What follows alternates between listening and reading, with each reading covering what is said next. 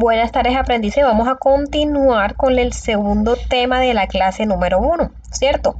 Y vamos a hablar sobre lo que es el patronaje y por qué es categorizado como un arte preciso. Sí, aquí tenemos nuestro material de apoyo visual. Nosotros muchas veces hemos escuchado este término, ¿cierto? Patronaje de camisa, patronaje de falda, patronaje de blusa. Pero realmente nosotros conocemos el verdadero significado de lo que es el patronaje. Vamos a definirlo el día de hoy. Hoy vamos a hablar un poco sobre lo que es realmente el patronaje. Una definición señala que es un procedimiento técnico mediante el cual se elaboran las piezas que normalmente o finalmente va a conformar una prenda.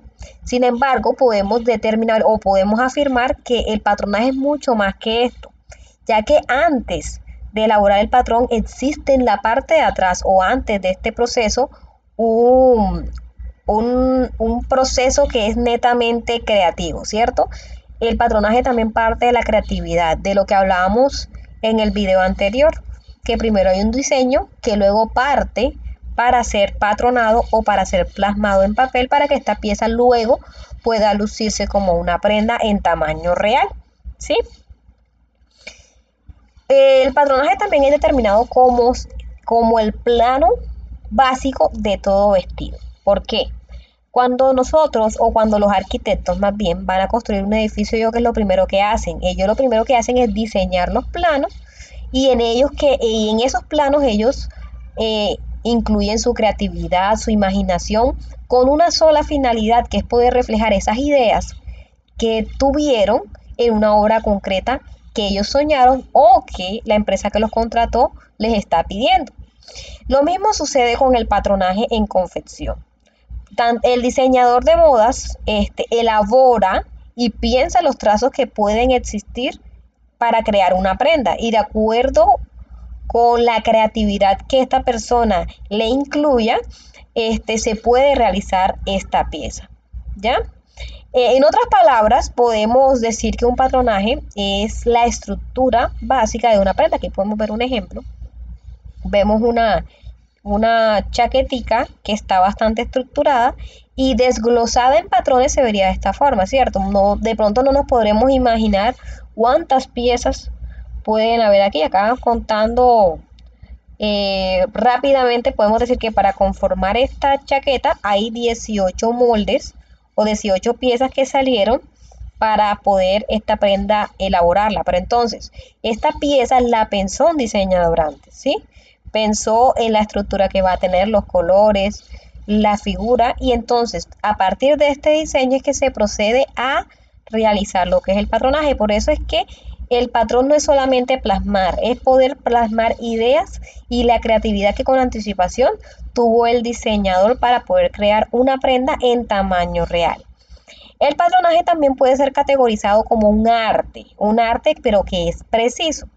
Así como se requiere de una precisión matemática exacta para hacer un edificio, con una estructura que no presente ningún tipo de fallas, las medidas de las prendas deben ser precisas también para que no se presenten errores a la hora de estas ser confeccionadas. O sea, errores como que el tamaño sea más grande que la persona a quien se le está realizando la prenda, o que queden como con piezas que sean totalmente desproporcionables.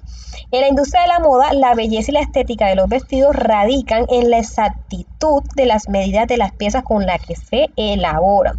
Por eso es que el patronaje es tan importante. Como yo les mencionaba, usted puede coser muy lindo, puede cortar muy lindo, pero si usted no trabaja un patrón preciso o un patrón adecuado, usted pues las piezas no le van a quedar o no le van a normar de forma adecuada. Por eso es que al patronaje hay que invertirle cierto tiempo y cierta práctica para obtener todos esos conocimientos para poder realizar un patrón que se pueda categorizar como perfecto dentro del rango normal.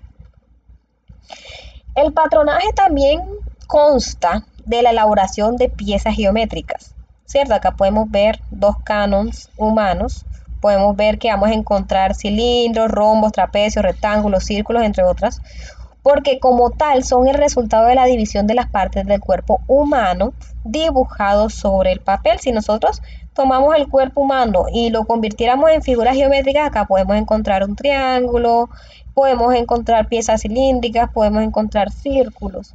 Por eso es que cuando nosotros estructuramos los moldes, van a tener muchas líneas o elementos que se van a asemejar a piezas geométricas.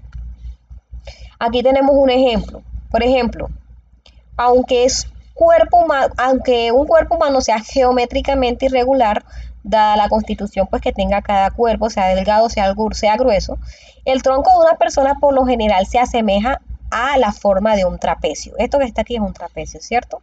Podemos ver que es una pieza que es más angosta y podemos encontrar una pieza que es más ancho. Por lo que siempre existirá un recorte de esta forma pensando en esta parte del cuerpo. Acá, este trapecio, ¿con qué lo podemos asemejar? Yo lo relaciono con la cintura, que normalmente es más pequeña, y esta línea acá con la cadera, ¿cierto? Tiende a tener como esas piezas geométricas que si nosotros le incluimos un poquitico de curva aquí, ya podemos de pronto sacar un canesú o identificar la pieza de la cintura a la cadera. Bueno, así sucesivamente se elaboran las piezas pensando en las demás. Y luego de verificar que se adaptan a esa área del cuerpo, es entonces cuando empieza la confección del vestido. Entonces, teniendo esto en cuenta, esto vendría siendo la segunda temática de la clase número 1, el patronaje como un arte preciso.